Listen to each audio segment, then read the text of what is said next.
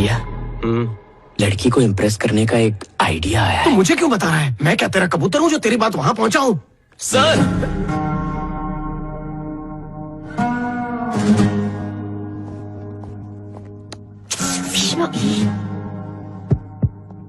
Check.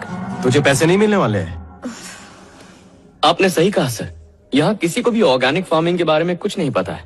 Zambia और Ethiopia जैसे देशों में भूख से मरने वाले लोगों को भी इस सब के बारे में कुछ नहीं पता सर। सर, आप केमिकल से ज्यादा फसल उगाना चाहते हैं ना, तो फिर आपने आपकी कंपनी उन्हीं देशों में क्यों नहीं शुरू की? आपने उन्हें भूख से मरने से बचा लिया होता।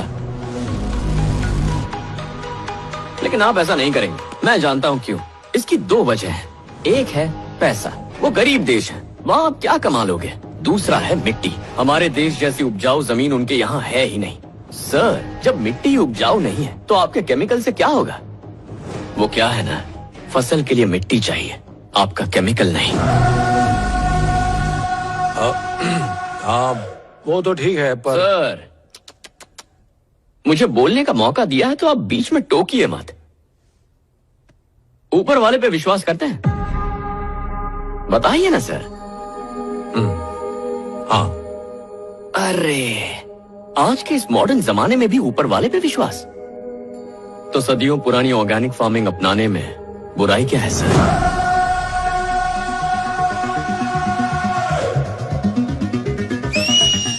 क्या बात है?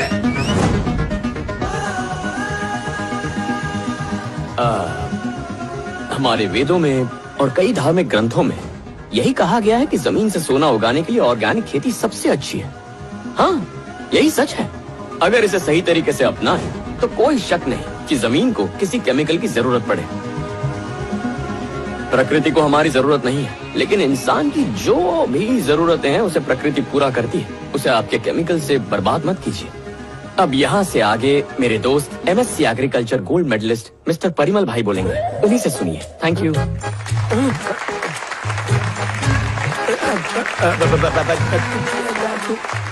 1 2 3 4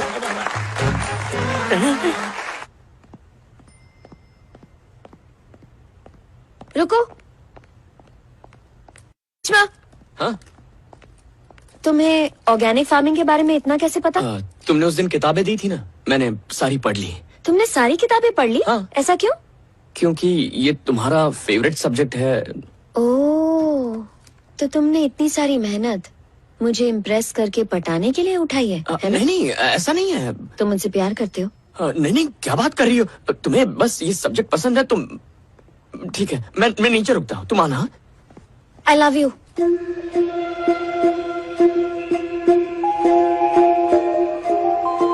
आई लव यू। किसी लड़के से प्यार करने के लिए चमत्कार की जरूरत नहीं होती, बस दिल में सच्चाई होनी चाहिए। शुरुआत में ही मैं तुम्हें समझ चुकी थी।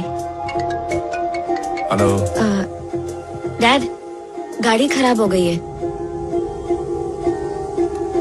हैदराबाद के छोकरे बिगड़ते जा रहे हैं। सर, अगर कुछ दोस्त मिलकर मस्ती मजाक कर भी रहे हो तो इसका मतलब ये नहीं कि वो मवाली है या आवारा है।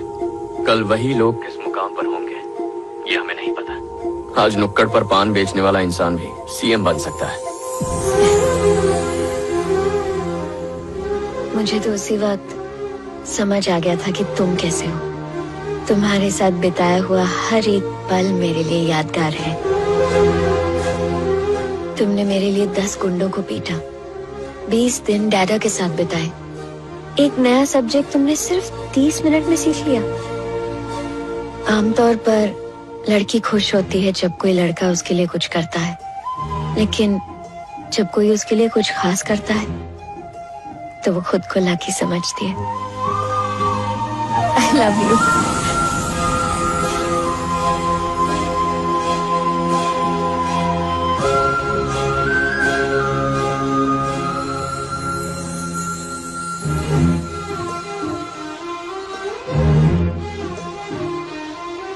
तुम भी प्यार करते हो ना?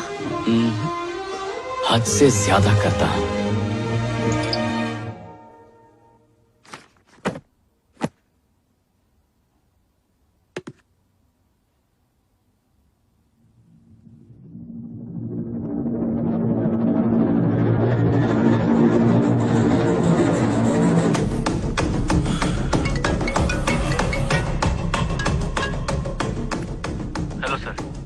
काम से स्टूडियो गया था। तभी मैंने ये वीडियो शूट किया सर।